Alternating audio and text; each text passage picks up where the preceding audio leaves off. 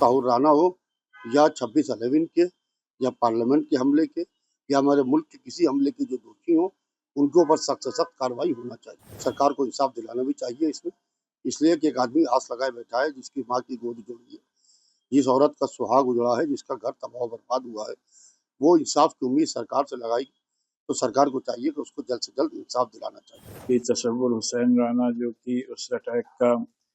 Main mastermind में से एक मास्टरमाइंड था, उसको यूएस से अपने मुल्क ले आया गया है और अब उम्मीद है कि जल्द से जल्द उसको सज़ा दी जाएगी। तहव्वुर राणा को भारत लाया जा रहा है, ये भारत सरकार की बहुत बड़ी कूटनीतिक जीत है। भारत को एक कुशल नेतृत्व के साथ नरेंद्र मोदी जी के साथ भारत आगे बढ़ रहा है। मैं भारत की सरकार को और भारत की एजेंसियों को इसके लिए बधाई देता हूं और मुझे पूरी उम्मीद है कि 26/11 के हमले के अंदर और जो आतंकी सम्मिलित थे, डेविड हेडली और इनके जो आका हैं जो पाकिस्तान में बैठे हैं, उन सबको भी भारत सरकार, भारत की एजेंसियां जल्द से जल्द वापस लाएंगी। देखिए, जिस तरीके से जितने भी आतंकवादी हैं दुनिया में जो हमारे मुल्क को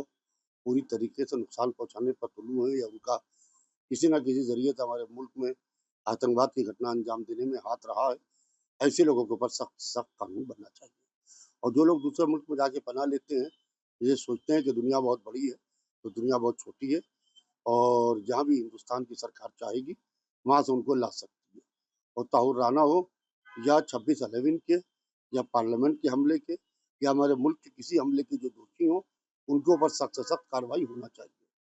तो बड़ा अहम सवाल है, जिस तरह से एक लंबे वक्त तक लोगों ने इंतजार करा, जिन लोगों ने अपने परिवार वालों को खोया, जिन लोगों की जानें गई, अब ये उम्मीद जताई जा रही है कि अब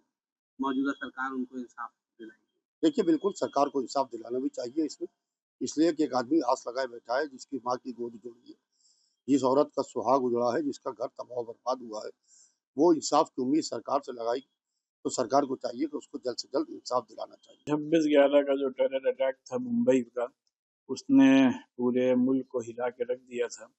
और उस ज़माने में हम लोगों ने दारुल इफ्ता फ़िरंगी महल की जानिब से टेररिज़म के ख़िलाफ़ फतवा भी जारी किया था और पिछले हम समझते हैं 17 सालों से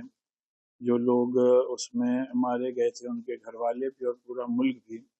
इस बात का मुंतज़िर था कि जो लोग इस टेरर अटैक के असल ज़िम्मेदार हैं, उनको सख्त से सख्त सज़ा दी जाए। और ये अब एक बड़ी ख़बर आई है कि तसव्वुर हुसैन राना जो कि उस अटैक का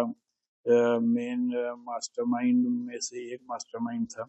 उसको यूएस से अपने मुल्क ले आया गया है और अब उम्मीद है कि जल्द से जल्द उसको सज़ा दी जाएगी,